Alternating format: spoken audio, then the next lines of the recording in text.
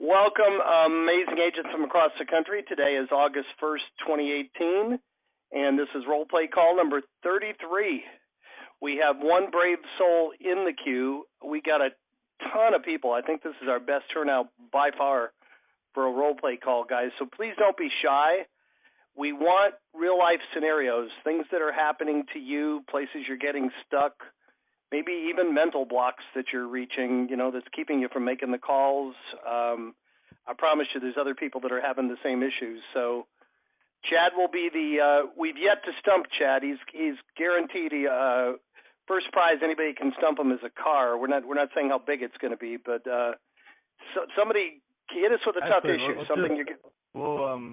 First prize is you get my job. You get to take my place. Well, that would discourage people from even trying. We don't want that. All right. Well, we got two in the queue, Chad. And as much as possible, guys, the Thursday call is an open forum with questions. If you can, really try to keep this, ring, ring, hello. Try to keep it in the form of a role play so we can make it as realistic as possible. And thank you to the two people that are in the queue. We do have room for more. Again, just hit *6 and hit 1. And first up this week is phone number ending in 3208. You're up first. Hi, this is Jack. Hey, Jack. How are you? So would you like to... Excellent. How about you? Would you like to role play with our coach? Sure. Chad, you want... There's a little bit of... It's an out-of-town... she's not even a PR because there's no will. And the property's in Allentown, Pennsylvania, and she's in New Orleans, Louisiana. Right around the corner, right? Yeah. So, yep. Looking for a little direction on which way to go with this.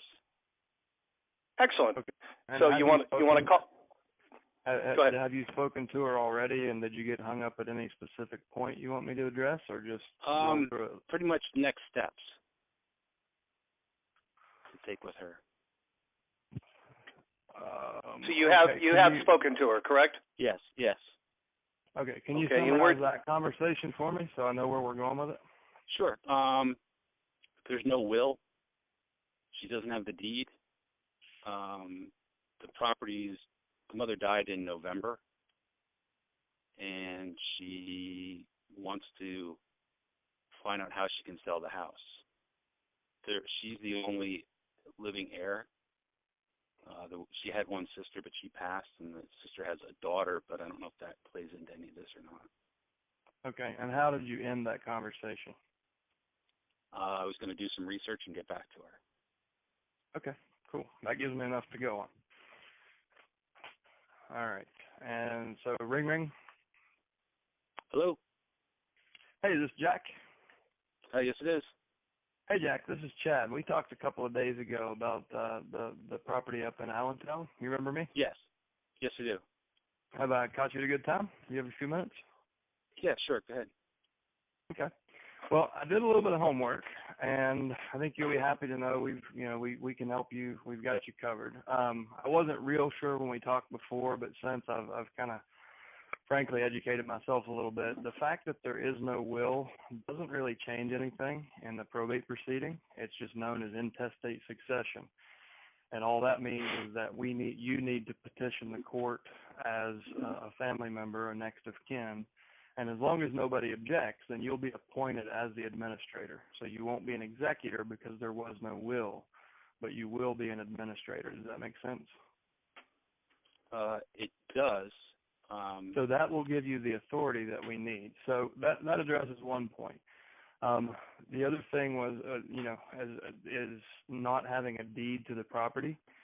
So one of the first things we have to do is find out if there's a deed in the courthouse. If it's ever been financed, then there's a 99.9% chance that there is a deed recorded.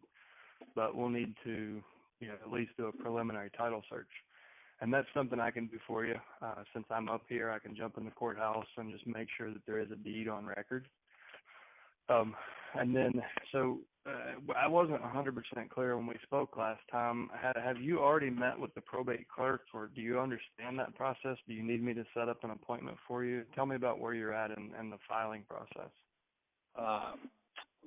as I said before, my mother passed away in November of 17, and I have done nothing. I don't have any money to be able to pay for lawyers and all these court fees. My mother, she was down here with me, and she didn't have anything except for this property that's been vacant and since been, continually vandalized by other people in the area. Okay. So I just want to get a lawyer that says I have power of attorney and sell the property. I just want to get rid of it. Okay. Well, so the first thing we have to do is get you in a position to where you can sell it. And in order to do that, we need to make sure you have the authority to administer the estate. So the first thing I'm going to do, I'm going to introduce you to Kim, who is the probate clerk here locally. And Kim is going to ask you to pull together a list of assets, a list of liabilities, a death certificate. You said there wasn't a will. And then a list of heirs. And it sounds like you might be the only heir, so this might be pretty quick for you. Once you have all that, that's going to be submitted with a petition of probate, and the court, unless somebody from the public or from your family objects, you'll be appointed officially that day. On that day, we can sign a listing agreement and get it on MLS, or I can bring you a cash offer from one of our investors. It sounds like that might be in your best interest. I can go ahead and whisper about it, and if we can get access, I can probably get you an offer on the day that you're appointed. Would that be best for you? Yeah, that would be best. There's a neighbor across the street that has a key that can get you in the property. Okay, perfect. Then would it be okay if I put a lockbox on it? Sure. Okay. So what I'll do, I'm going to go over there today and take photos, and I'm going to put a lockbox, and I'll put it on the back door.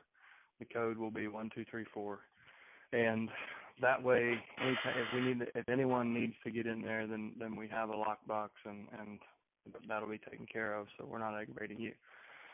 I'm going to email you the contact information for Kim in the probate clerk's office. And if you could just set up a time with her, preferably tomorrow, to have a conversation. I don't think you're going to have to fly up here. I think we can manage everything remotely. If there is anything locally that's needed, I can usually take care of that. But the first step would be get the filing, so that way you're in the next upcoming hearing, which you don't have to be present for. And if you have a probate attorney, they will be paid from the proceeds of the state settlement. So even if you don't have the cash, we can still have an attorney if you need one. You may not. I mean, it sounds like a pretty simple estate. I mean, are there many other assets or liabilities? Like, have you paid the bills and closed out the accounts and everything like that? Yeah. There's nothing else there, and like I said, I haven't done. I didn't go through any of the process at all. Okay. Well, you've done a lot more than you think. You just have done it outside of probate. So we just need to go back and show the stuff that you've already done. Okay. So they're going to ask you, show me a list of liability, and you're still going to have to put out notice to the creditors. So we'll have to put an ad in the newspaper, and any known heirs we have to notify them before the hearing. But so it sounds like the debts are all settled, and nobody's going to come forward and say you owe me money, which will make this a lot easier. You've already done the hard part. We just have to go back and kind of do a little bit of retroactive cleanup, right? Okay. So that all starts with filing the petition for probate. So if it's okay with you, I'll go ahead and get started on the plan. Kim, I'll email you her information right now. I'll get over to the house in the morning, get pictures, get a lockbox, and start talking to a couple of cash buyers about it. The other thing I'm going to do is a market absorption analysis. So I'm going to make sure that we don't leave any money on the table. Even if a cash buyer buys it, I want to make sure that you know what your options are. There's a chance we might be able to get more if we put it on MLS and wait, 7 to 14 days. And how urgent do you really need this money right now, or is it more, or would you rather have more money in 60 days or all the money right now? All the money right now. Okay. So we're probably just going to look at getting the best offer we can from our cash buyer database. And we can even leave it off of MLS to prevent, any confusion. Like if it's aggressively priced, I'll represent you and you only, and I can find one of the buyers on my list, and just they don't need representation because they're savvy investors. So we can probably pull this off as quick as we can get title work back. Once you're approved, we'll get under contract, and probably within 14 days we can be closed. Would that work for you? Yeah, that'd be great. Because I'm not even sure if the taxes are paid or the water and sewer bills. I haven't seen any of those, so I don't know where all that stands either. Well, considering how long it's been vacant, I would say that we're probably going to have a lot of surprises on the title. And so when we do the title search, they'll come back and they'll give us the total amount of liens against the property, and we'll pay those out of the proceeds. So don't worry, you're not going to have to come out. Chances are you're not going to have to come out of pocket if there's nothing like IRS liens or state tax liens. There's probably enough equity to take care of any unpaid utilities and penalties and whatnot. I didn't even ask. Do you have a figure in mind? Like, is there what's your bottom line number that you have to get to? Have you thought about that? No, I haven't. I don't even know what the condition of the property is inside or anything like that. Like I said, I know that the neighbor did say that somebody broke in and stole a lot of the copper out of the building and took the old radiators that were in the property. Yeah. So.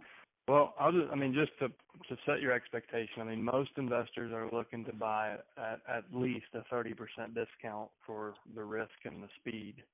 So if I said, hey, Jack, I can sell this for $50,000 on MLS, then we're probably gonna be selling that for somewhere around 35. So whatever that number is, I'll show you what it could be worth, and then I'll show you what I think we can sell it for in this time. Does that sound good? That sounds great. Okay. Well, I'll go ahead and do that. I've got your email is jack@hotmail.com. I'll send this over right now. Just if you could, give me a call and let me know after you've talked to Kim and she's gotten you squared away with the filing of probate. Okay. And then I'll know where we are in the process. And as soon as that hearing date happens and you get appointed, let me know, because I'll have you a signed offer that morning. Okay. So if my mother passed away down here in Louisiana, but the property's in Pennsylvania, I would probably call Kim in this office down here or up here in Pennsylvania. Well, you might not like the answer, but you're going to have to do both. Okay. So I'm trying to think of the term for you have to file probate in another market because you have assets there. I can't recall the legal term. I think it's auxiliary or ancillary, something like that. Yeah. Yeah. We've run into that probate. before. So, yeah. But anyways, because she had real property in Allentown, you do need to probate the estate up there. And if there were any assets or liabilities in Louisiana, you'll also need to file in that parish. Okay.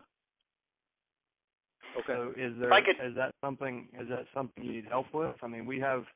We're part of a professional network. I have professional contacts around the country that do the same thing that I do in different markets. And if you need somebody in Louisiana, we have a lady down there that she helps several dozen families a year. Her name's Michelle that I could connect you with. So if you feel like you need help down there, I can also do that for you. Okay. Okay, yeah, I probably will, but that's fine. Okay. All right, and I'll wrap it up there. I'll break role play. Okay. That was really realistic. That's exactly how I would have handled it. And you behave the same way that almost every probate client does. Like you don't know what to do, so you're gonna listen. You're gonna follow my leadership. If I say we're gonna do this, this, and this, and that's why, and you say okay, that's how all these deals go. Like when the family trusts you, you can just get it done, and they're like, oh my gosh, thank you so much for taking care of it. They don't fight you on price or hang on for an extra $1,000. Right. They respond well to confident leadership. So that was very realistic. And Chad, I was going to jump in.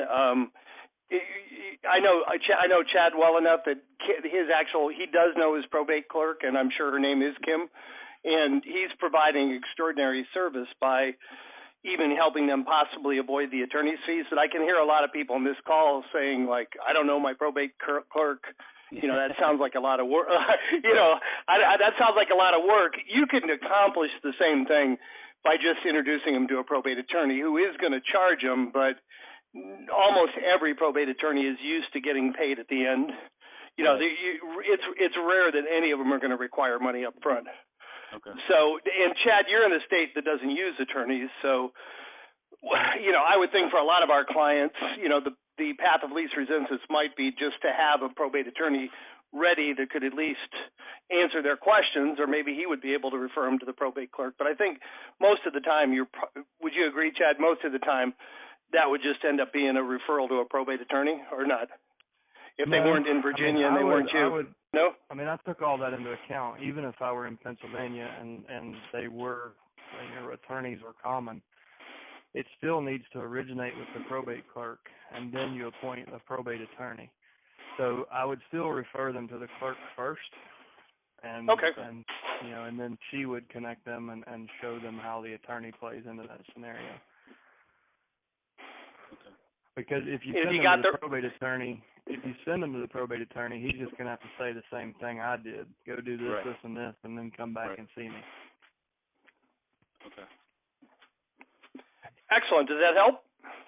It did. Yeah, I wasn't sure which way to go, and all of it, everything that I said was exactly, what she said.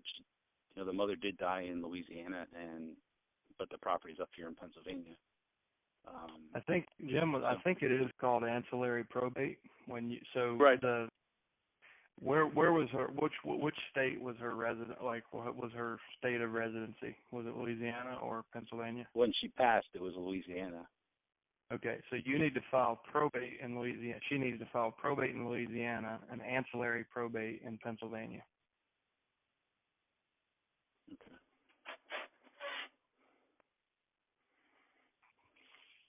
Okay. That's huge help. All right, awesome. Please come back on the mastermind calls. Let us know the result. Let us know how you did with it.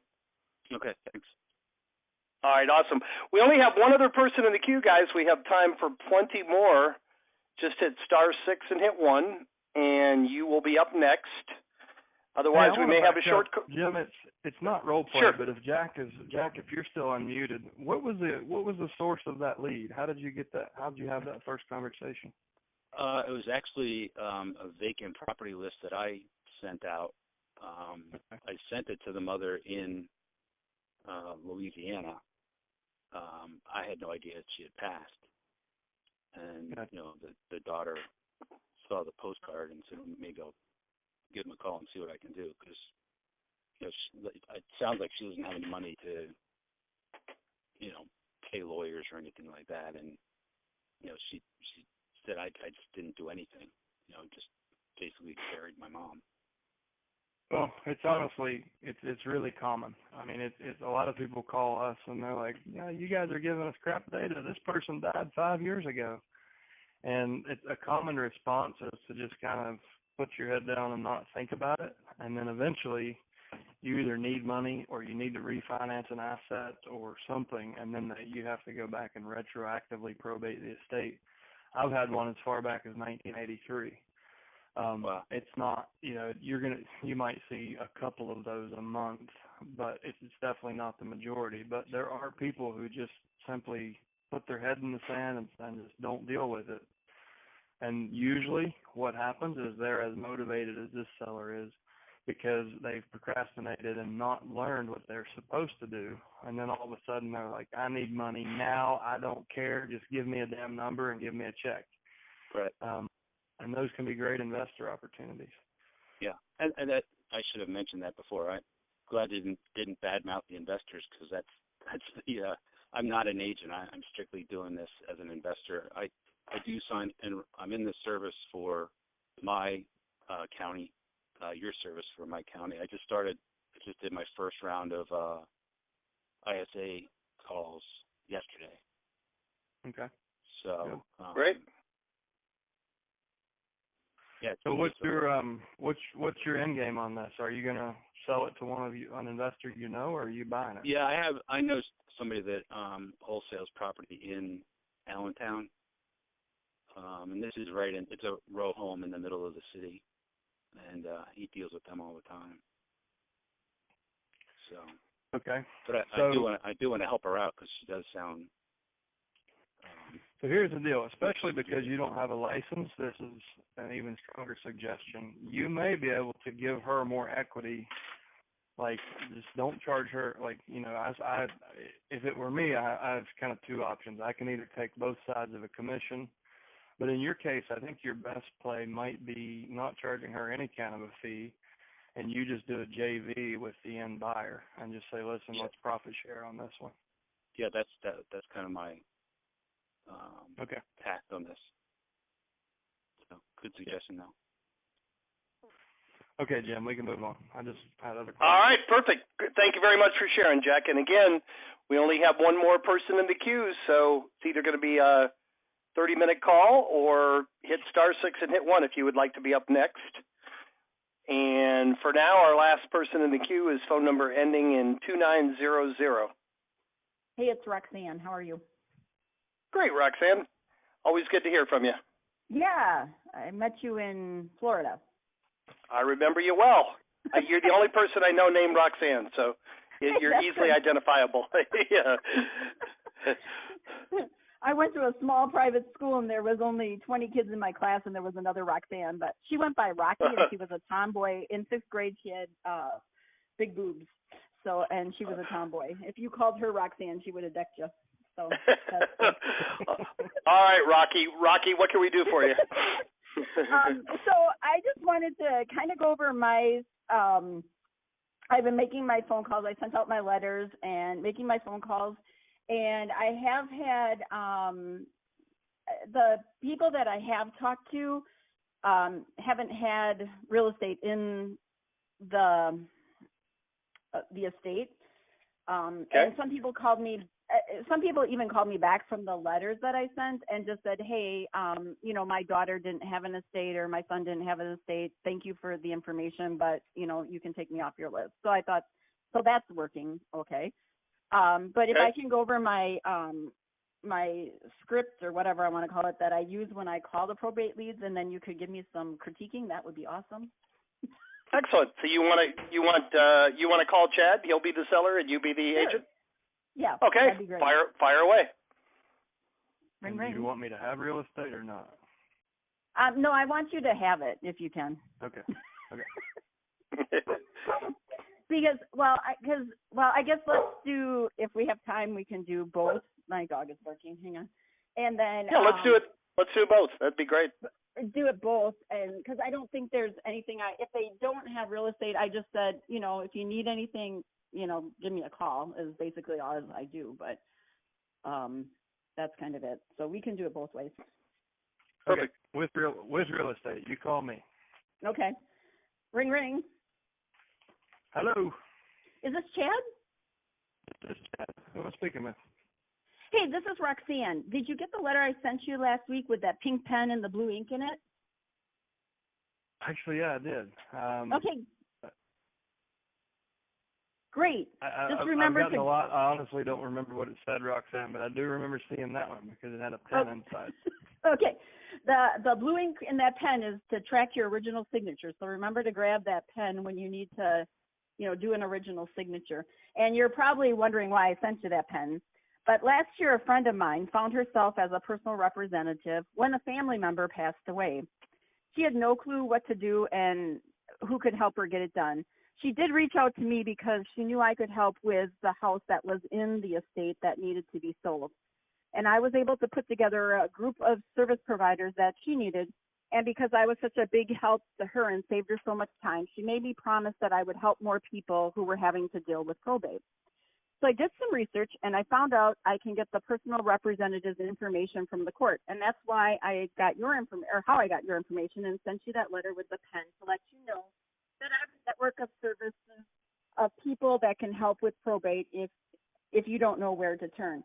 By the way, do they have property in the estate, and do you have a plan for it? Okay, I'm going to break script right here because everything you're saying too long? is off. It is. So you didn't give me an opportunity to talk. Imagine I don't know who you are. I don't trust you.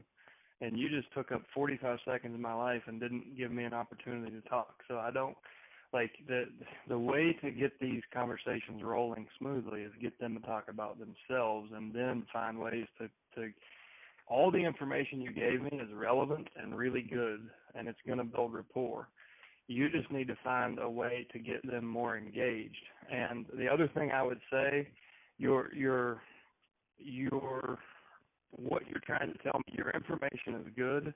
Your delivery sounds very scripted. So crumble that up and throw it in the damn floor and be Roxanne. And this is why I don't give scripts, because even though that's a script you wrote from your heart and it has all the right information, I can tell you're reading. And so can the other person. So my advice would be layer in some questions earlier in that. Jim, I hear music.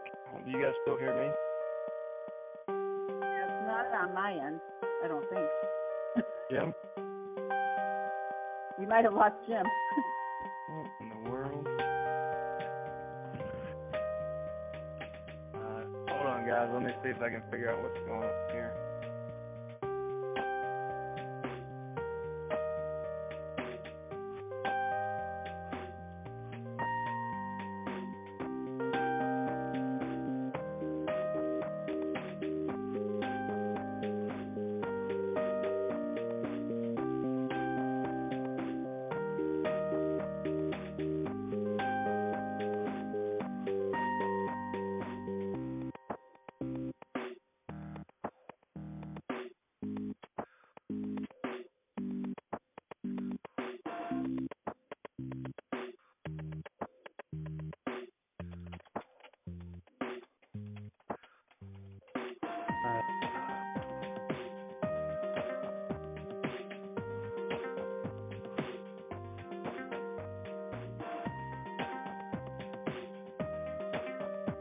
Hello, hello. Can you guys hear me? Yeah, but the music is still playing. I can't. I have no idea what happened. I got disconnected.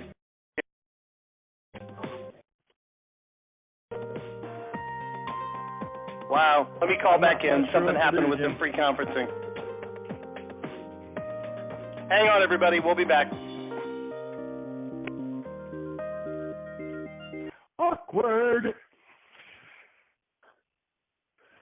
Hey, Jim, if you're there, the music just stopped.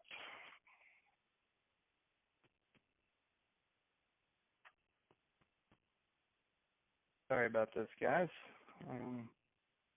Everything seems to be fine, but the system decided to play music. Roxanne, are you still unmuted?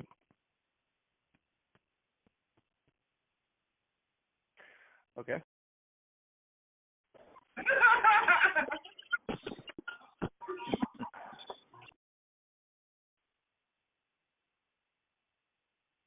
So, guys, the queue was cleared during that. Roxanne and anyone else who was in the queue, please jump in.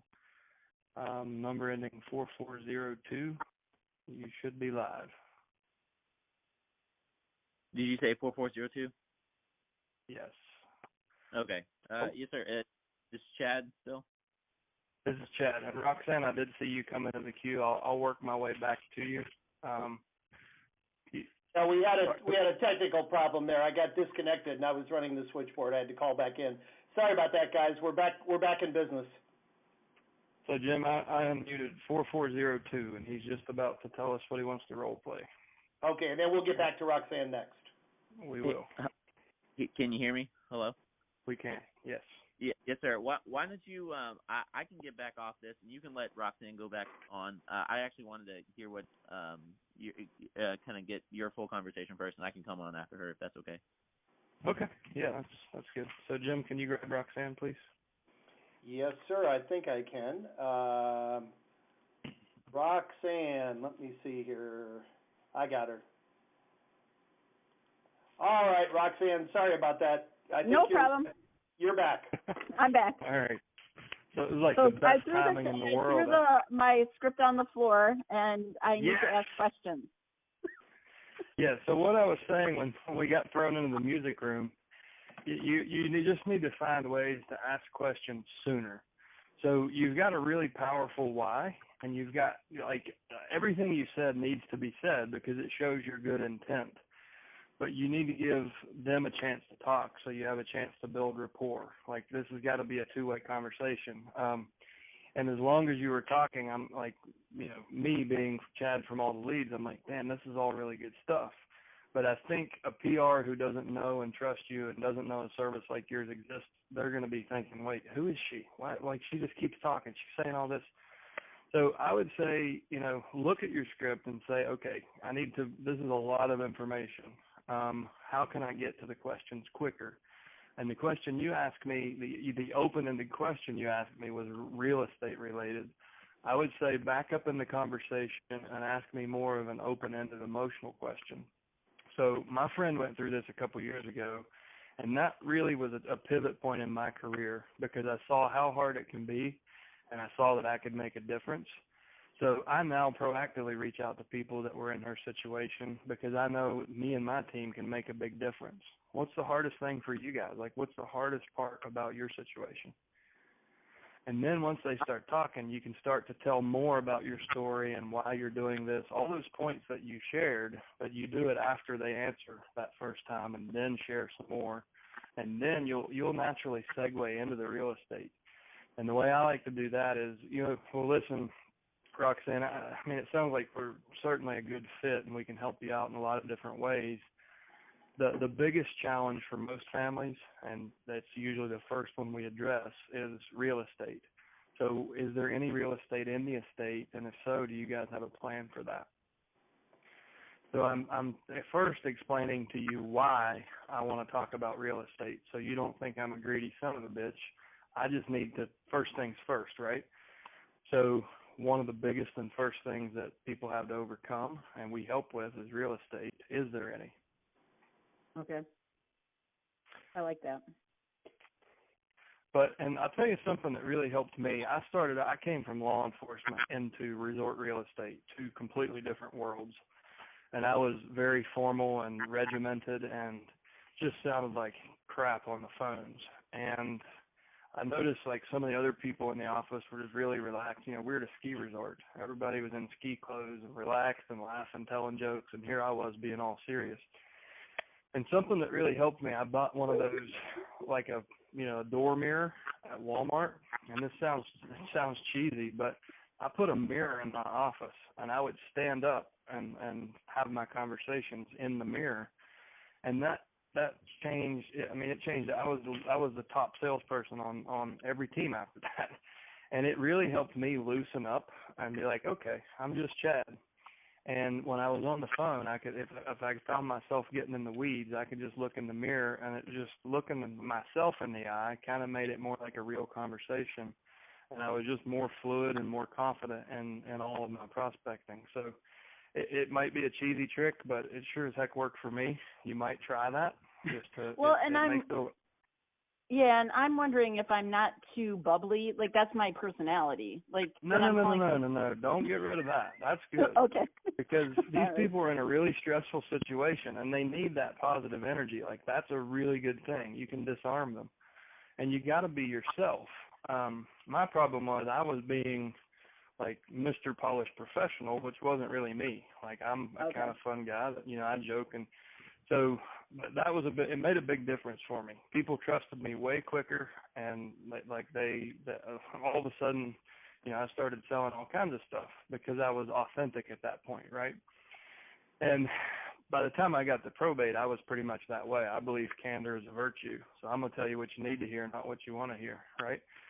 And it was pretty easy for me to do in probate, but my struggle was at my very first sales job, talking to millionaires, and I was a poor West Virginia boy working at a ski resort, so I was scared to death when I first started. But I got over it really quick, and the mirror helped me do that. But knowing that people just want to talk to authentic people was probably the biggest thing. So just to underscore, you're saying all the right things. You just need to play with the structure and give them an opportunity to talk a little earlier in the conversation. And I think you're going to be making best friends every time you connect with somebody. Somebody on the phone. I mean, the people I do connect with, and I think you're right. The people I do connect with, that do ask a question up front, I connect with, and like I get off the phone and I feel like even though I couldn't help them with real estate, I feel I made a friend. So what kind of, my first question is, did you get the letter I sent you with the pink pen and the blue ink? Let them answer that. And then if they just say, yeah, I remember getting that, then where do you go? Does your letter reference your story, like the why that you led with? No, let me look at my letter. No, I don't, not really. I might want to change that letter. So why don't you guys reverse it and you be the executor and let Chad call you under those same circumstances. Okay. It's going to be hard for me because I've only heard your pitch one time, and I remember part of it. So basically, I had a friend who was a personal representative, and she didn't know what to do, and so she called me because she knew I could help with real estate. And then she made me promise to help other people. Okay. The gist of it. Well, that's good. And so I'm going to try something that I think is a good fit for your personality. You can reject it if you want to, but so ring ring. Hello. Hi, I'm trying to reach Rocky. Hi, it's me. Nobody called Rocky, me that, but okay. No, it was the other Roxanne from your class. Yeah, the other Roxanne. I went by Roxanne. She went by Rocky. But that's okay. I'll play Rocky today. I'll get my gloves All out. right. Hey, Rocky, this is Chad Corbett. I'd sent you a letter sometime last week, and I had a minute in my office to sit down and follow up. And it was the one it was like a pink envelope with a blue pen. You remember? Did you happen to get that? Yeah, I did get it. Okay, great. Was the pen still inside? Yeah, it was. The post office didn't steal it. Cool. Sometimes the envelope gets torn. So, anyways, I just wanted to make sure. So, did you understand what we do and why I sent that? Well, it sounded like you had services that you provide, but what are those, I guess? Yeah, no problem. You got even better. You got me live. So, I made my friend a promise several years ago. She was in your position, and I was able to help her and didn't realize that I could turn her mountain into a molehill as easily as I could. So, she was administering her mother's estate and just didn't know where to start. And I basically pulled in my team, and we dealt with a lot of things, but real estate was her biggest stress. So we quickly pulled together a solution, sold the home, got her the money, and she made me promise to help as many people as I can. So I'm just living up to that promise, and I wanted to reach out and see if there's any way I can help you guys. I mean, is there any challenging part of the estate right now, or what's been the toughest thing so far? Well, so far we're just waiting on the death certificate. Okay. And so, but you've already filed with the probate clerk, right? Yeah, so I would have the death certificate by then, wouldn't I? Yeah. Right. Never mind. Yeah. Never mind. So we do have their property that we're probably gonna sell. Okay.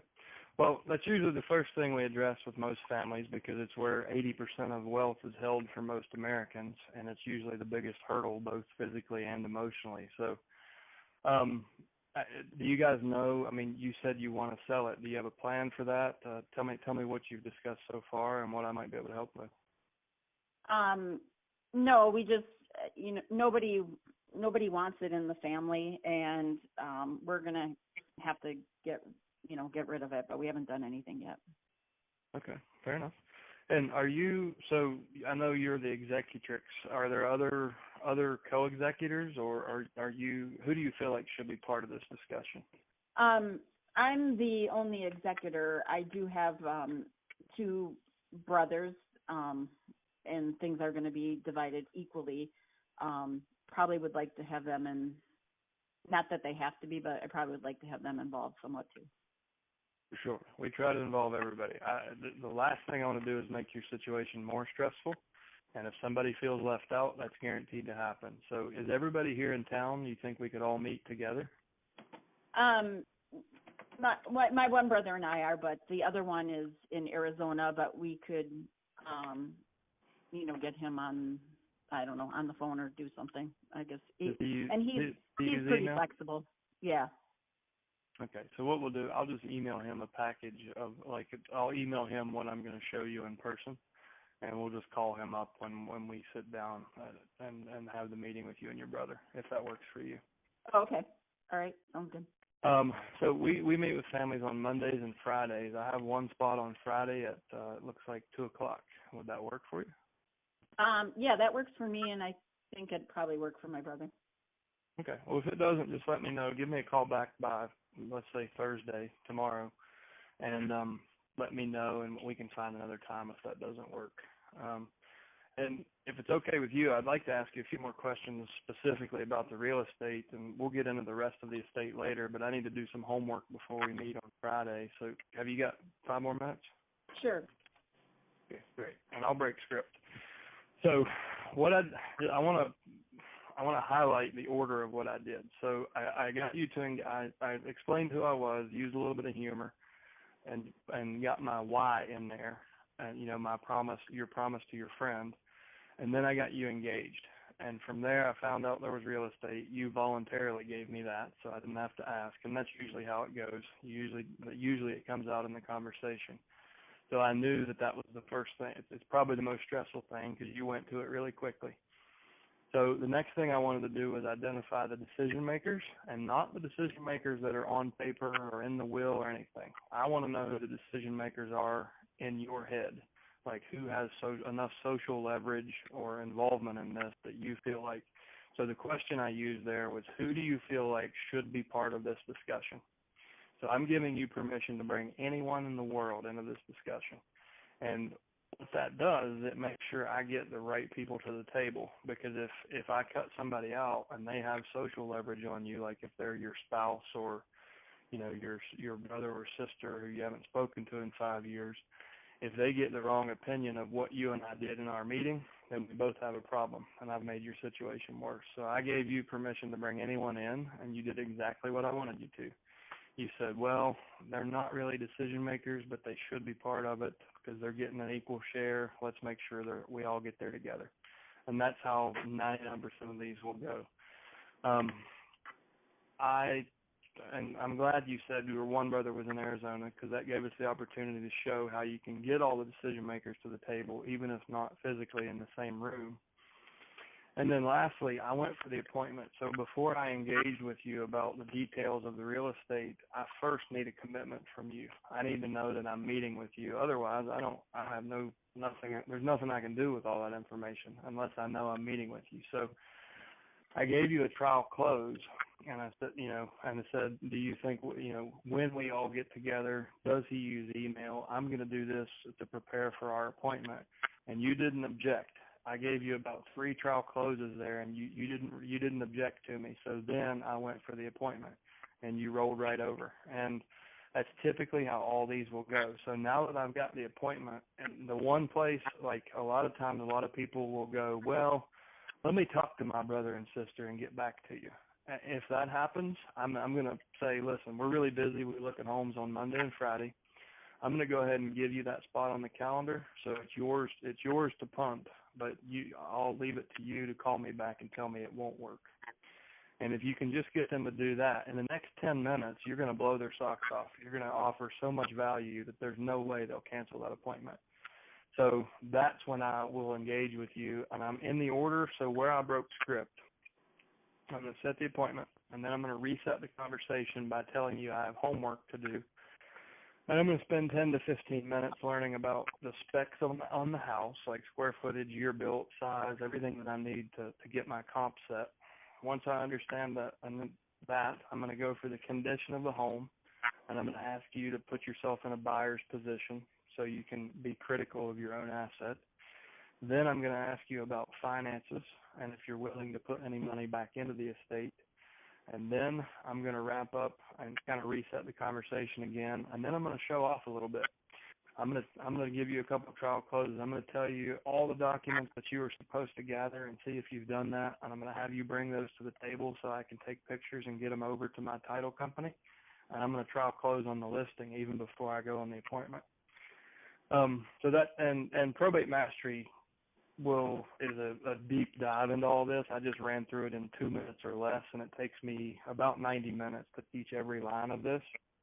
But if you go back through these role play calls and you look at the probate seller interview sheet, it will follow the progression of what I just did. So anyways, I just wanted to kind of highlight the points that I think are important for everybody. Excellent, Roxanne. And we do want to go over what if there's no real estate, but we also have 6 more people in the queue. Oh, okay. That's okay. I just give them, just tell them to keep the pen, and if they haven't need it in the future, just give me a holler. You know, I think so. Chad would tell you. And I won't role play. I won't role play it because it'll draw it out. But Roxanne, if you would have told me you don't have real estate, I still want to know what your biggest problems are. So Okay. I can get you to my financial advisor to make sure the property you're inheriting is transferred in the correct way, and that you have an opportunity to set up an estate plan and consider investing that money to preserve the wealth. Depending on, there's a lot of variables.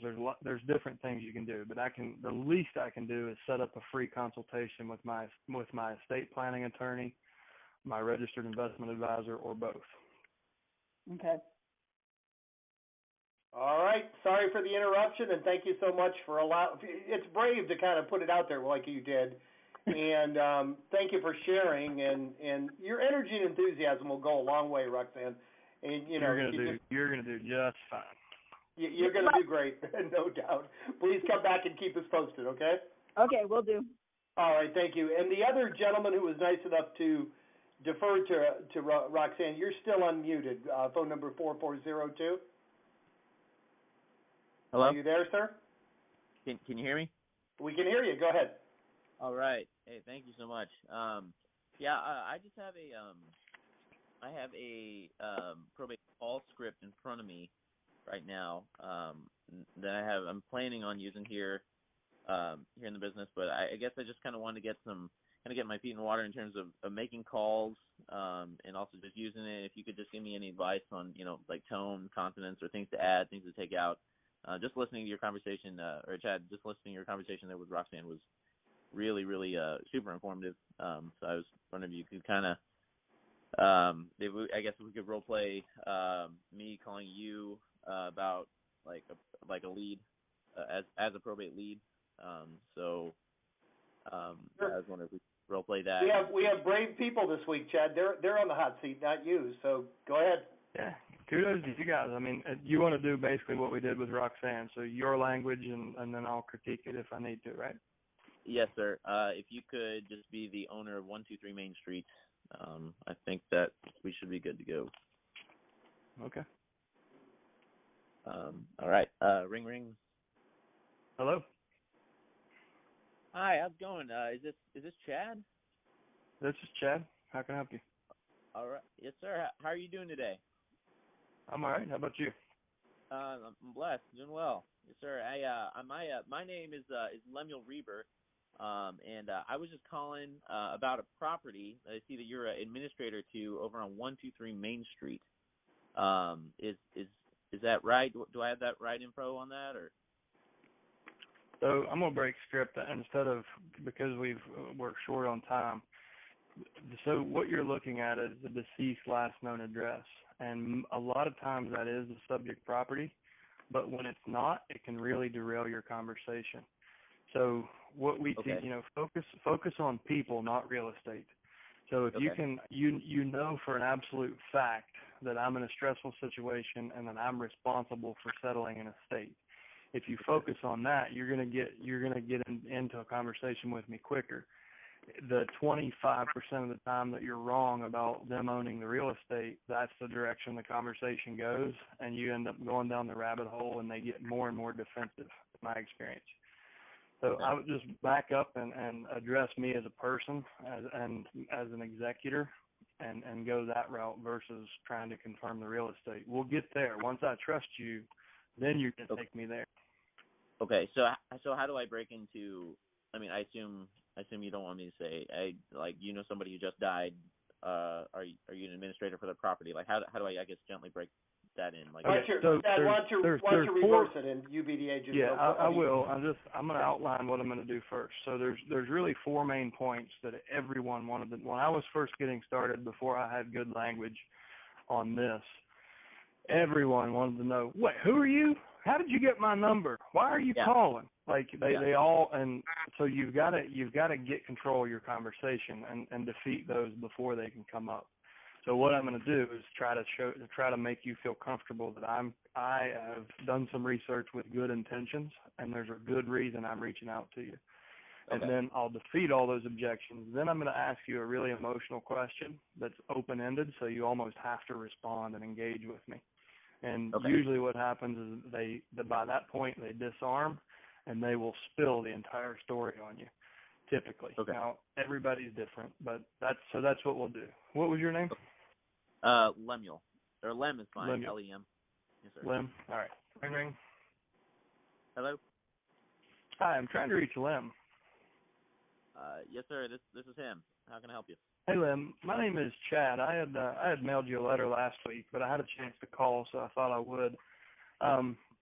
The reason I'm calling, we have a team of people here locally that help families that are going through probate, and we noticed that, as part of that, we try to go to the courthouse and do the research so we can reach out early, because we know we can make a big difference, and the sooner we get involved, usually the easier it is for the family. So I was just calling to see if there's any way we could help and really see what your biggest challenge has been so far. And I'll break there. So just to pull apart what I just said, you know that I've gone to the courthouse. You know that I've been proactive, and I've explained to you why. So hopefully you can see the good intent in that. I've told you that in my experience, it's better for me to get involved early, and it's better for you. So hopefully that makes you comfortable that I was down at the courthouse digging around and somehow found your phone number. And hopefully you're comfortable enough that you're not going to ask me, well, how the hell did you get my cell phone number? Right? Like if I do a good enough job at getting your attention in a positive way, your mind's not going to go there.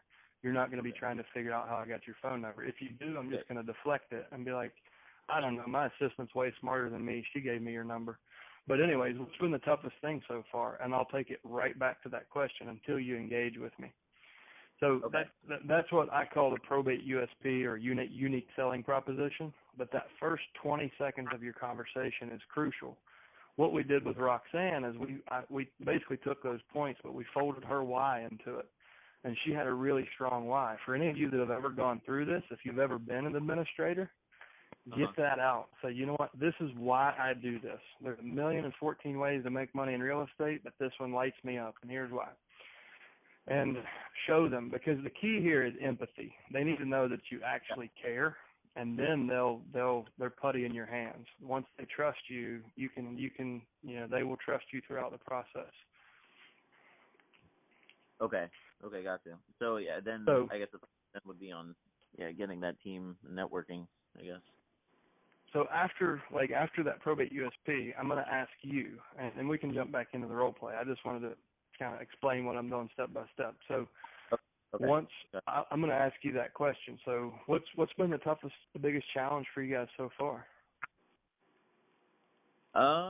Well, I mean, there's definitely been a number of things. I guess if I was to put my, like finger on probably the biggest challenge so far is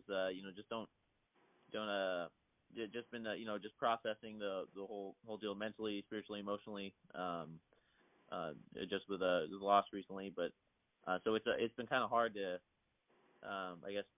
really try and look at the numbers, see what it would cost, and either getting an attorney. We don't have a lot of legal experience, and haven't had much experience in the legal process, and so really I guess just getting started and who to contact. I guess that's in short, you don't know what to do first, right, Lem? No, sir, not really. Yeah. So that's the big reason we reach out early, because we do this almost daily. We deal with something unique or new in probate, so we're always learning. But we've been through this over and over and over. And is it your first time as an executor? Yes, sir. Yeah, so it's quite a bit to digest. Even if you have been through it, there's still a lot to be done. So I'll tell you what the most common challenge is for our clients. It's usually the real estate because it's a huge physical hurdle to get homes cleaned out, but it's also a really big emotional hurdle because it's home, right? So is there any real estate in the estate, and do you guys have a plan if so? Yes, sir. It's over on 123 Main Street right now. Yeah, I guess like you said, it's been kind of hard to kind of go over there and kind of reprocess, some of those old memories. Yeah, kind of it's just kind of the elephant in the room, I guess, at this point. Okay. Well, there's a lot of things you and I have to talk about, but I do want to focus on that part of the conversation right now because there's a few really important things that I see most people overlook. Is the home currently vacant? It is. It's been And vacant. has it been vacant for more than 30 days? Yes, sir. Okay. So the first thing we need to do, I'm assuming you don't have a separate vacant insurance policy, am I right? No, sir. Okay, so you don't have insurance on the property right now. I'm betting you didn't know that, but I'm going to put you in touch as soon as we get off the phone. We're going to get you a rider, or get a binder on it, and you'll be insured in the next hour. Okay. If that's okay with you. It's something probate attorneys don't, for whatever reason, just don't help the family secure assets. That's the most common exposure that we see. So that's one of the first things I want to do to help you. Regardless of what you plan to do with the home. Now let's talk about what your plan is. I mean, does the family plan to keep it, rent it, sell it? Have you thought about it? Yes, sir. Well, it was the home was my dad's, and there's just three of us siblings. It's supposed to be split equally between all three of us, but they actually didn't take the time to go through and make a will. But that was just kind of what was told to us verbally. Okay. And do any of you three want the home, or is everybody on board to sell it? Or tell me about your plan or what you've talked about so far. We haven't talked a lot about it, just because it's kind of a painful subject. But I imagine I know for me, just off the top of my head, I know that I'd probably want to cash out of it, and knowing my siblings, they probably would as well. I don't think they'd probably enjoy the prospect of having to live in the house, with all the old thoughts and memories, I guess. Right. And it sounds like you probably haven't dealt with the personal property. It's probably everything's still in the home, right? Yeah, yes, sir. Okay. Well, that's the second big hurdle, or the second part of this massive hurdle. So it sounds like it's painful for you guys just to be there, and I understand that. One of the key components of our team is estate sale and clean out. So if it's just too painful or you just don't have the time, you don't have to lift a finger. We can go over, we'll get a lockbox, we'll meet together for the first time and make sure that nothing is being sold that the family wants to keep, and make sure that you're comfortable with the prices we put on things. We'll look at the value of the property, and then you don't have to do anything. So it's either going to be a tag sale, an auction sale, or my guy's just going to write you a check. Either way, we can get the house completely emptied out without you and your family having to really do anything. Does that sound like the route you would want to go? Yes, sir. It sounds like it would be. Is that all in your company, or what you do? Or? Well, it's all on my team. So my team is made up of a group of professionals that we've all made commitments and partnered together to create a more powerful and helpful service. So it's not necessarily under this, my particular entity, but it is a partner that I have added to my team. So I'm not in the estate sale business. I understand it, and I have a lot of experience, but I don't do the sale myself. So I'm going to get a guy named Jim involved. He'll if that's the route you guys want to go, then Jim will meet with you and I, and then after that initial meeting, he'll take the lead and do what he's best at. I can't be the master of everything, so I just make sure I find the people that are and make sure they have a seat at the table, if that makes sense. Okay, gotcha. So it really kind of starts with Lem. I mean, like I said, there's a lot of stuff we need to talk about. We try to focus on the people and the situation, and then we bring in the team members we know that can really make your mountain into a molehill. So usually we try to do that face-to-face so we can get to know you guys and we're not full of it, because this oftentimes sounds too good to be true to some families. So would Friday at 3 o'clock be a good time for all of us to get together and meet up at the house? I believe so. Yeah, and if not, is it all right if we could just get my other siblings on a phone call, or do they all have to be present? Or? Yeah, I mean, ideally, I'd like to have everybody present. So, like I said, it's easy for people to distrust what they've never heard of, and I don't know if you've noticed, but I'm betting you not many people, if any, have called and offered what I'm offering. So for that reason, I like to get in front of people just so they know I'm real and my intentions are good, and then I'm putting your best interest first. But if they can't make it, we can, I can email a package, or we can even do a screen share from my laptop, so we're all looking at the same thing and having all part of the same conversation. Yes, sir. So is Friday 2 o'clock on Friday? That should work. Yes, sir. All right, and then from there, I'm going to take you into everything that I just went through on the last role play. We're going to talk about the real estate, the finances, personal property, all that. Okay. Because I sensed it, I moved the personal property part up in the conversation before the appointment, because I could sense that was a big pain point for you. That was where a lot of your apprehension was coming from. Okay. So I moved it up so I could give you an extra reason to trust me before I ask you for the appointment. But that's not what you do. And one thing that, if you haven't been on these calls before, I want to give you 3 words that will help you in that situation. So when somebody is overwhelmed, feel, felt, found are 3 really powerful words in any sales situation. If you can connect me to your past clients and say, listen, I understand how you feel. Most of the families we've worked with have felt the same way. What they found is when we got involved, everything got a lot easier. Like, we were able to get the homes cleaned out, get them sold, and they didn't have to lift a finger. So put them in the mindset of your past clients. Like, let them know they're not alone. Everybody feels this way, and it helps them kind of drop their guard and trust you quicker. So feel, felt, found, it's empathy is all it is. But if you can show, I understand how you feel, other people feel that way too, but I'm the solution. Okay, gotcha. Awesome, thank you. And we have, guys, obviously we're going to overtime today. We have 3 more in the queue. We don't ever like to left, and we have 75 people in the call. I think everybody's still with us, so thank you all so much for hanging with us to the end. We're going to try to wrap up with the last 3 callers as quickly as possible, but we want to get to everybody. Next up is phone number ending in, Roxanne, I'm going to go past you. Phone number ending in 3312, you're up next. Hi, this is Steve Maloney in Everett, Washington. Yes, sir. And mine is not so much a role play, but more of a situational. And this is on a property that I got through using your call service. And it's a property in a town called Monroe, Washington, which is in the Sierra Cascade foothills here in Washington. And individual died back in March. The executor is back in Indiana, and the situation is that it's about 5 acres of property. The only problem is that after the guy died, I guess he decided he wasn't going to leave anything for anybody, and the property is worth about $400,000, but he's got about $390,000 in debt on the property.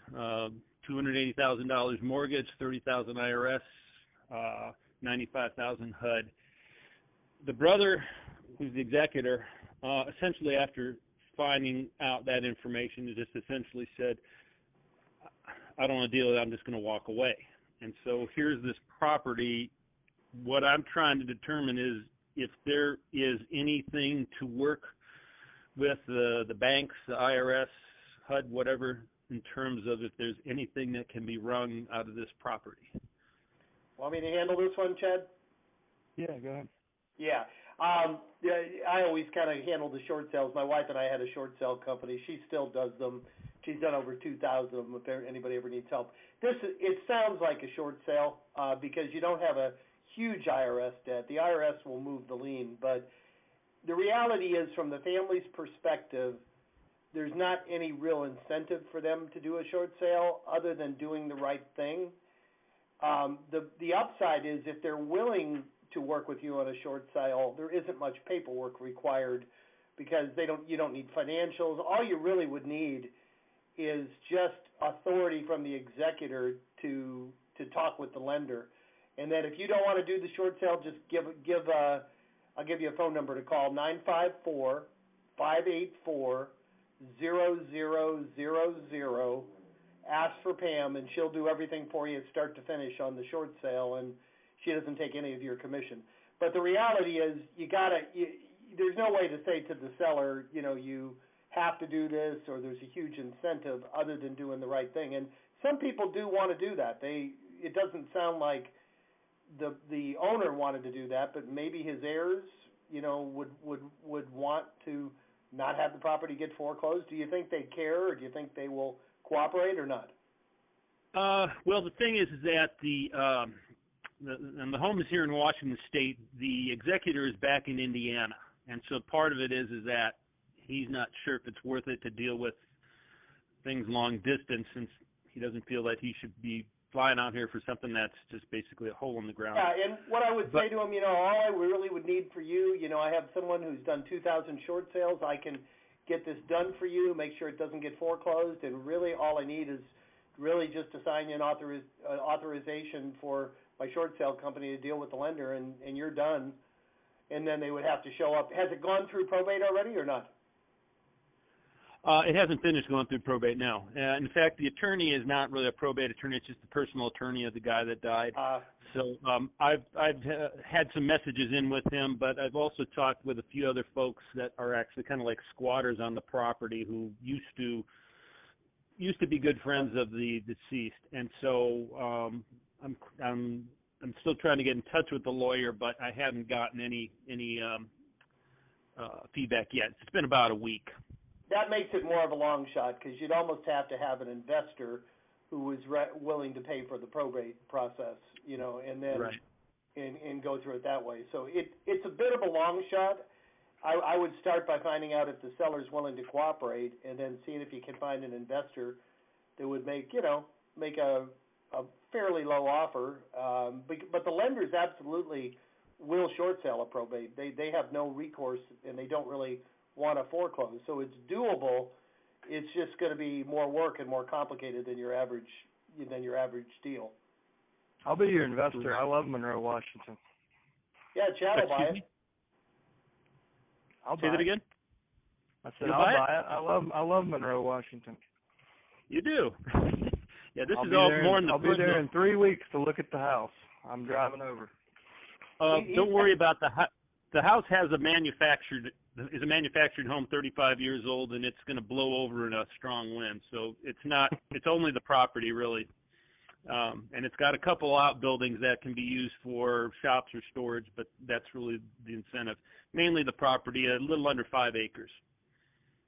I'm serious, man. If you list it and you need an offer, let me know, because I am looking for a place on the east side of Seattle, and I love that town. So. Okay, I'll definitely send you some feedback, Chad, so I appreciate it. Hey, just on another aside, real quick, on your calling, I wish I had gotten in touch with you folks earlier about that. I almost had a home run on my very first lead from you guys. It was a property in Bellevue, Washington, had a 1949 home on it. I called the executor.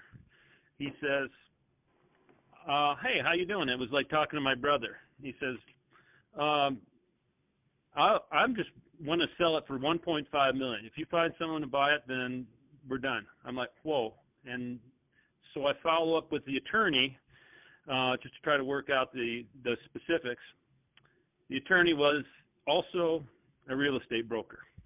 And so it was like the ball was going long, about to go over the wall, and then the mitt just got there right before it went. And so he had already, without him mentioning to the owner, he had said, oh, yeah, I'd already talked to a couple of investors. So it's one of these homes where it was going to be $1.5 million, but essentially the home was going to be mowed over for probably a $4 or $5 million McMansion. Wow. And so the whole value is in the property, not the home. Yeah. Yeah.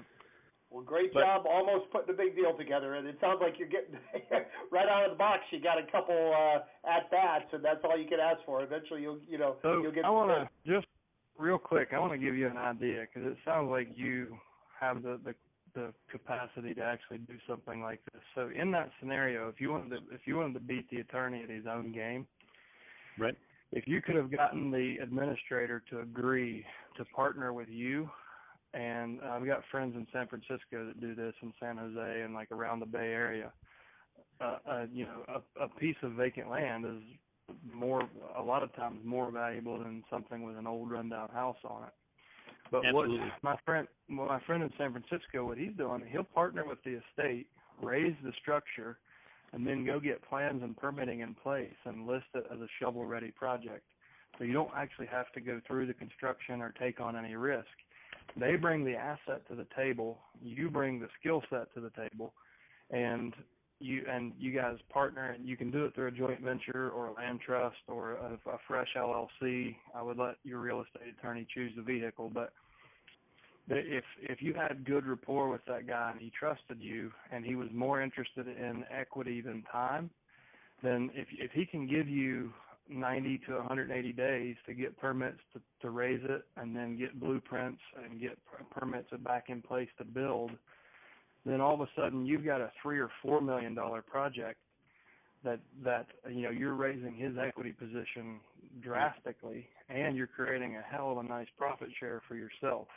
And it works if you got to have savvy, willing people and a good real estate attorney and know your market really well. But you could have created a ton more value for him, which he might make an extra $1 million by waiting 90 days, and you might make an extra $1 million by using your head creatively, right?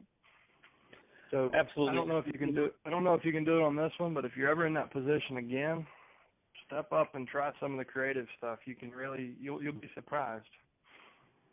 And I definitely want your number so that I can follow up, because one on the Monroe, but there are some little deals like this that just kind of keep raising their heads around this area here.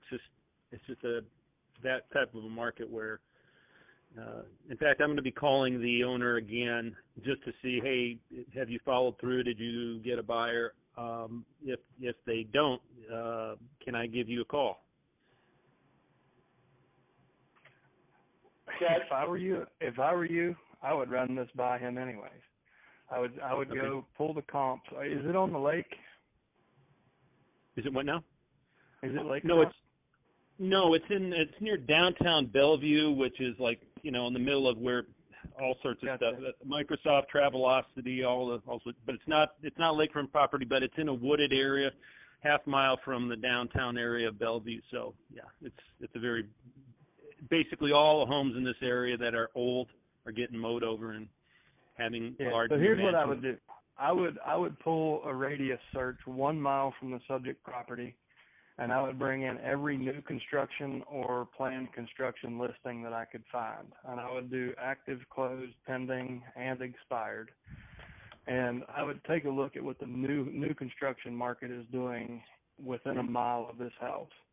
And if you can prove that it is a $3 or $4 million, exit, if you do that, and especially if you can find something that was sold pre-construction, like a shovel-ready project that closed on MLS before construction started, then you've got really good proof that it can be done.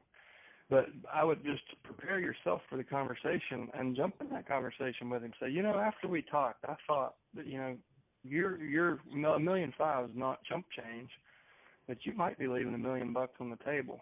Would you want to meet up and talk about that? I'd rather do it in person.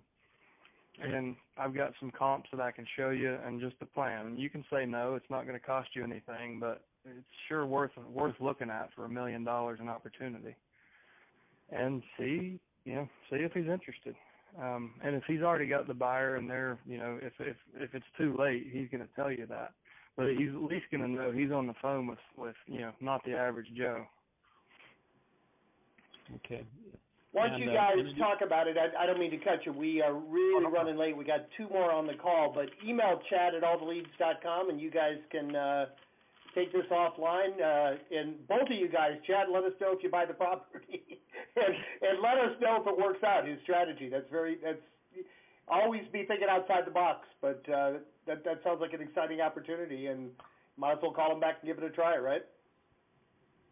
Absolutely. Thanks a lot again. All right. I'm sorry if I cut you off, but please don't feel free to contact Chad. We're going to try to wrap it up, guys. We got two more in the queue.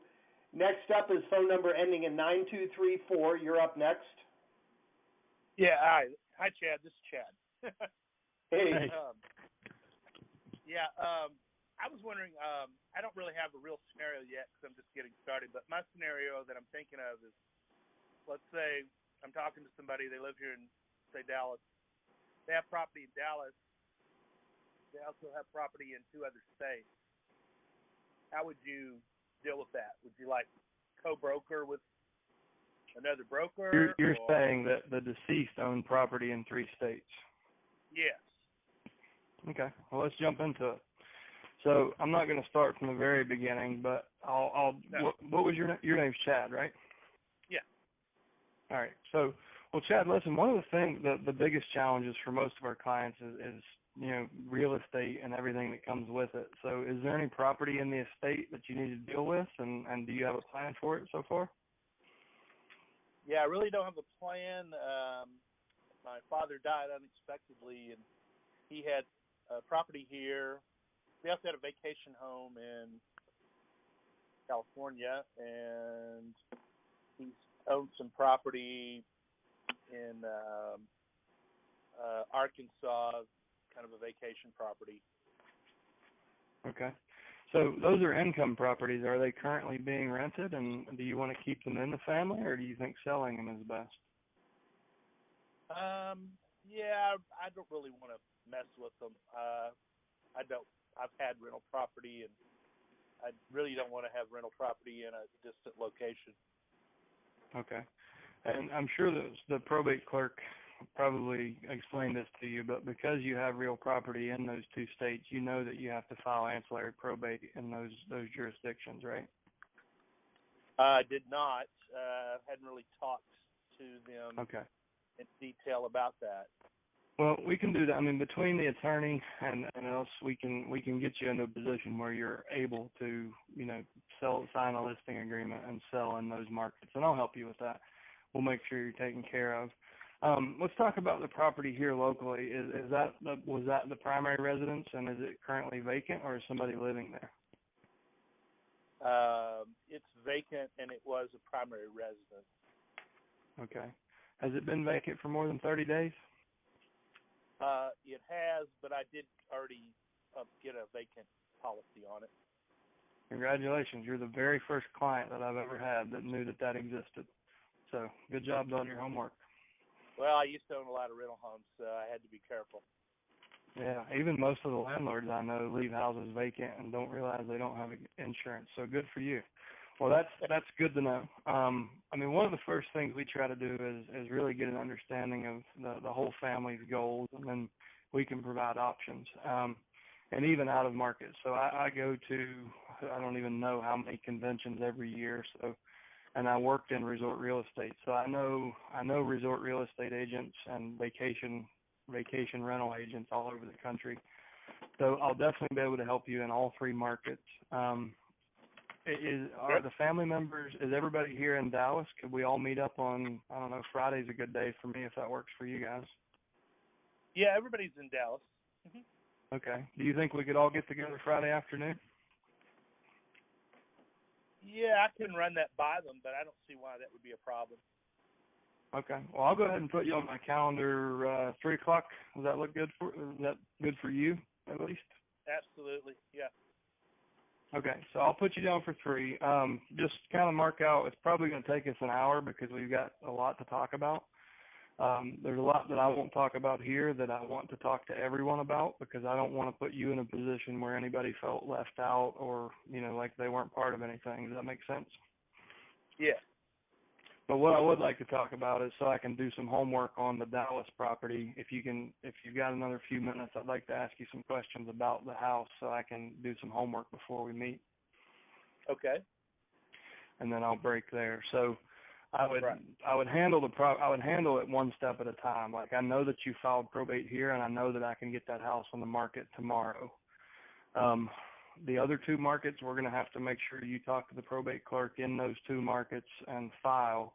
Then I can refer you out to agents. And as far as your position, you can do that through us. A good way to find an agent in that market is go to All the Leads Mastermind, our Facebook group, or you can email support@alltheleads.com and just put in the subject line referral for agent in Baton Rouge. And we have agents in all 50 states and brokers and investors. We don't necessarily have a directory set up where you can come in and look at everybody. That's something we want to do, but we haven't.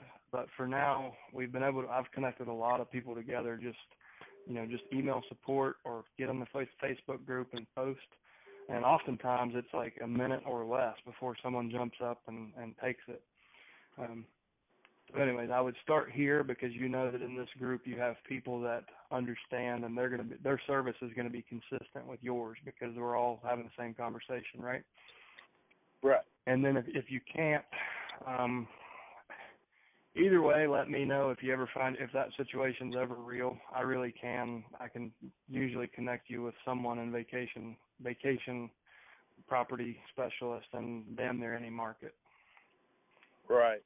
Let me ask you this: would I have to go to those states to deal with that probate, or would I be able to talk to or communicate with those people from where I live?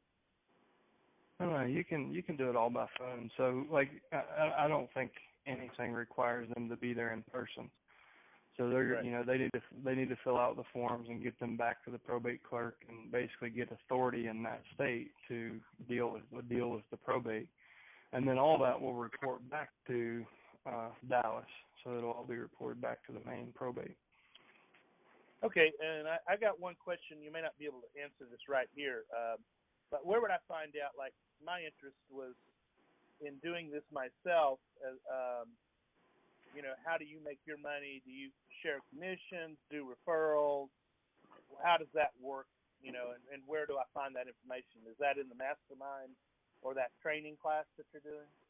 No, just call me directly, and I'll go through the whole program with you. It's 954-400-3500.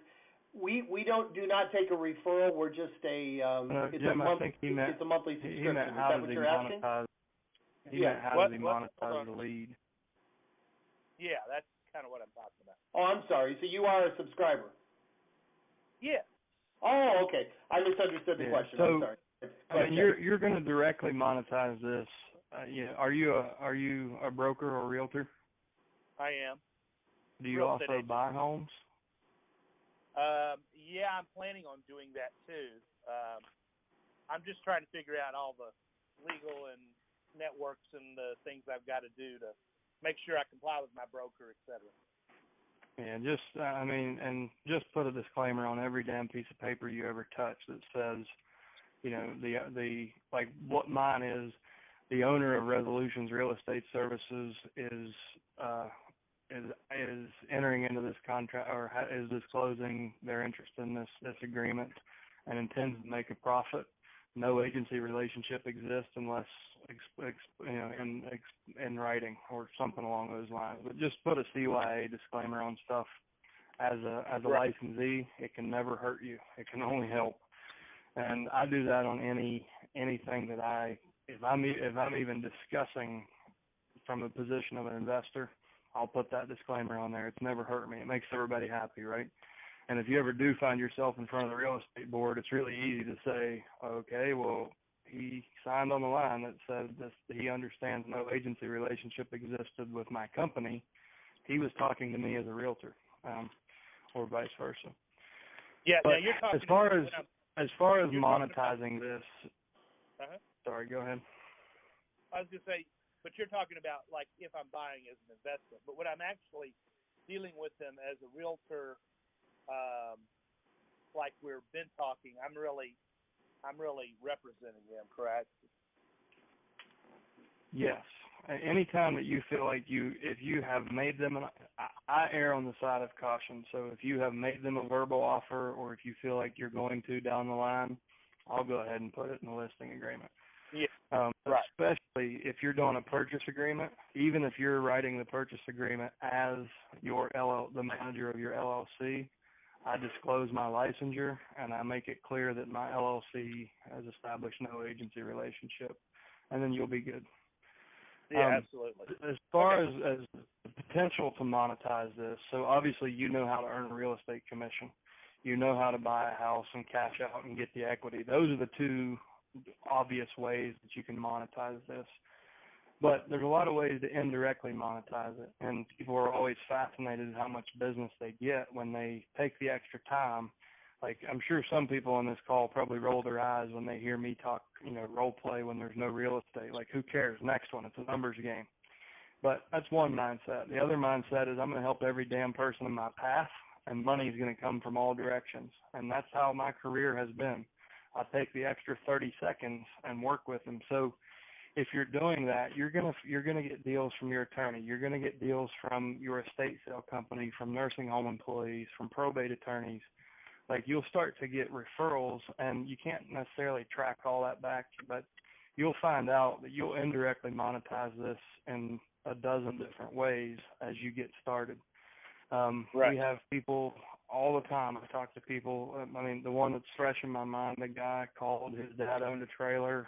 His estate he must have had life insurance because he didn't own anything else, and he didn't get through under the small estate exemption, but he still had to go through probate.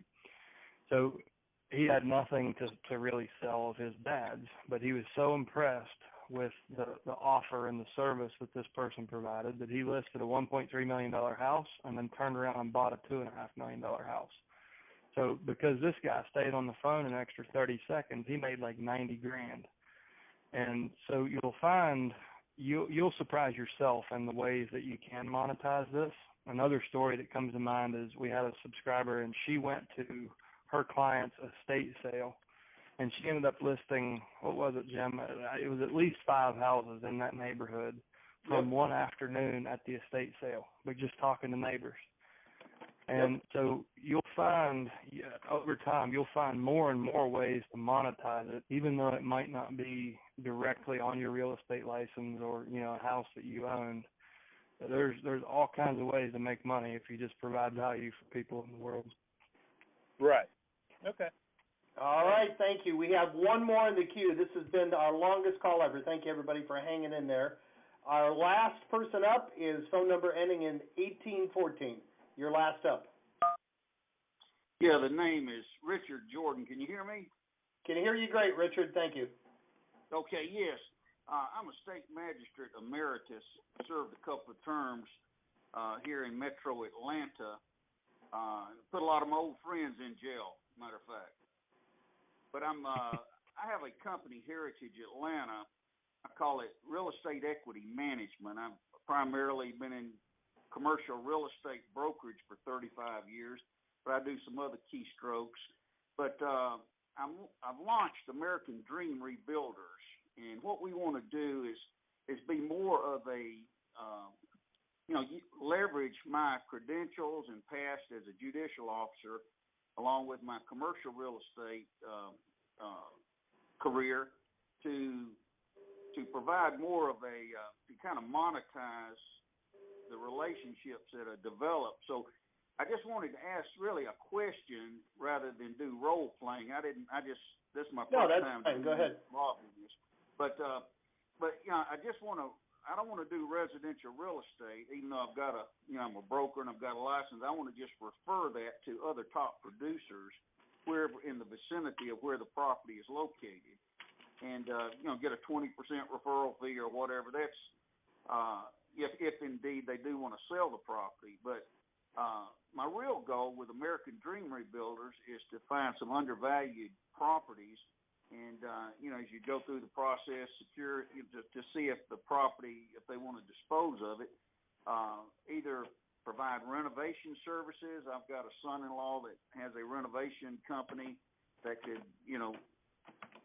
I could help monetize that some, but as well, as far as maybe referring appraisers, residential appraisers or commercial appraisers, I wanted to ask you about, I know that I chose not to practice law, so I'm not holding a law degree now, so,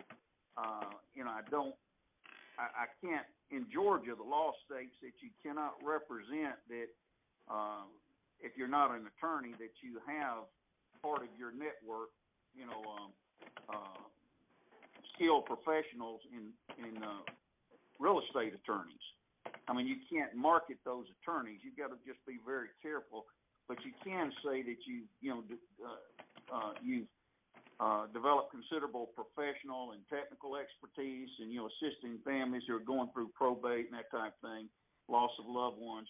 But I'm wanting to know, through your services, I know you've got a nationwide network. Do you look for those who are subscribers that are in the mastery program and have the probate certification with your company to refer business where there might be more of where a state magistrate emeritus could provide a good service, certainly establishing a rapport with them, establishing trust. And so I'm asking if you have need for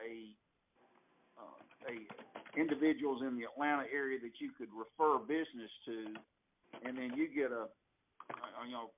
other individuals here in Georgia that may want to just refer the business and not actually have the expertise in helping dispose of property or getting people with real estate skilled professionals. So, all right, Chad. Right now, we just handle that informally, like you just heard me suggest. So we have a Facebook group called All the Leads Mastermind. And then, Jim and I are two of the four owners of the company. So among the ownership, we have a pretty good handle on who our subscribers are, and we talk to them daily. Our account managers talk to our subscribers every 30 days. So we know who to get you to, even though we don't have a formal referral platform set up. And we're certainly not going to take any of the commission. We just want you guys to benefit from being part of what we're doing. So we're, All the Leads is not looking to make, we're not looking to take commissions from you guys, but we do want to connect you up. So if you have referrals, if we have referrals in the Georgia and in the greater Atlanta market, definitely if you're not in that Facebook group, you may need to make sure you are. So it's All the Leads Mastermind. And you answer a couple questions and I'll let you in. But that would be one thing. And then there's, you can always, even if you have outbound referrals, like you said you didn't want to do residential, you can always email support and say, hey, I've got a referral in, Alpharetta or Marietta or wherever it is. Yes. Yes, okay. And so I guess as far as, do you look for, is that one of the qualifying questions you ask when you're interviewing someone going through probate, if they would like to, if they need a referral to a home restoration or renovation company? Do they need a residential or commercial appraiser? Or do they need one of the top producing residential real estate agents in their area who can sell the property quickly? In other words, I don't want to get in all the minutia of everybody's business. I just want to be able to bring people together here locally that would be in my resource team. Does that make sense? It does. I understand. So it sounds like you're relatively new to this conversation. Yeah, so we teach a system, and we train everybody the same. So whether you're a judicial officer, a financial advisor, or a real estate investor, or a real estate broker, we're going to say the same thing. You should focus on people and situation and worry about the money after you understand that, and you can provide value to them. So imagine the hub and the wheel. You're the hub, and then all the spokes. So one spoke is brokerage, one is investment, one is commercial real estate, one is appraisal, one is clean out crew, And it just goes on and on and on. You build this team around yourself, so you have the appearance of a vertically integrated business, but you don't have to actually be the jack of all trades. You have, okay, well, listen, I handle the commercial real estate. My partner Kim handles residential. It sounds to me like Kim is going to be more help to you guys. So if it's okay with you, I'm going to give her your number, and she'll call you in the next 30 to 45 minutes. Will that be okay? Yes. Okay. Yeah. You're gonna love Kim, and then you get the heck out of the way. And in that scenario, because you have a real estate license, Kim can pay you a referral fee. If it was an investor, then you can find a way to, it's between you and the investor. Maybe he pitches you a deal later. Maybe you profit share on it, and he pays a marketing fee to you or something. If you send it to an estate sale company, they can pay commissions. We don't try to, so we train people, like, rather than trying to directly monetize every referral, make sure you partner with people who will reciprocate on the referrals, right? So if you send something to an estate sale company, rather than asking for a chunk of the sale, just know that he owes you one.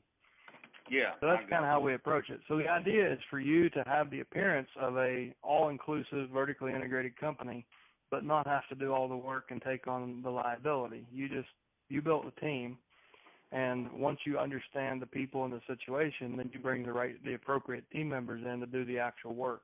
So it doesn't require you to do a whole lot of anything other than what you already are good at. You'll engage with the stuff you want to, and then you refer out everything else you don't. But hey, Richard, you don't present it that way.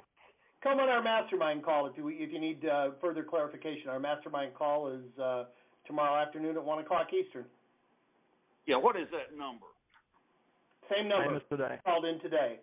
But 1 o'clock Eastern time tomorrow. We do this role play call once a month, and we do the mastermind call same time every Thursday. Yeah, I did see it. One last quick question. Is it good to emphasize that it's our no-cost private consultation can help you learn more about our services and determine if our team can assist you in reaching your goals and objectives to settle the estate of your loved one in a timely manner? Because a lot of times they want to move it along, but do you emphasize no-cost private consultation just to disarm them from thinking that you're going to go in and try to ink them up on the spot? Sure. And personally, I find that the more casual you are with these people, the easier it is, because they're already in a really stressful situation. And if you can be really relaxed with them, then they'll eventually get relaxed. So I usually put it as, and by the way, most people don't trust what sounds too good to be true, but I just want to remind you, I don't get paid unless I do exactly what I promise. So worst case scenario, you're going to get a couple hours of my time and my professional opinion.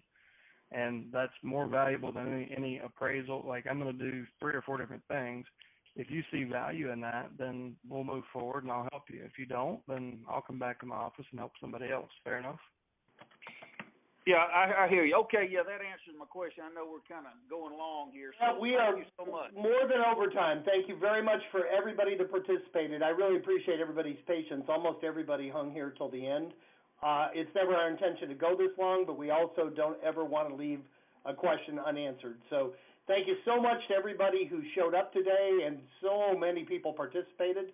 I always like to end these calls by challenging you. Take one idea, one thought, one thing you heard on this call, and come back tomorrow at 1 o'clock Eastern, or any Thursday at 1 o'clock Eastern, and share your results with the group. Thank you so much, guys. Make it a great day. We will talk to you tomorrow afternoon. Take care.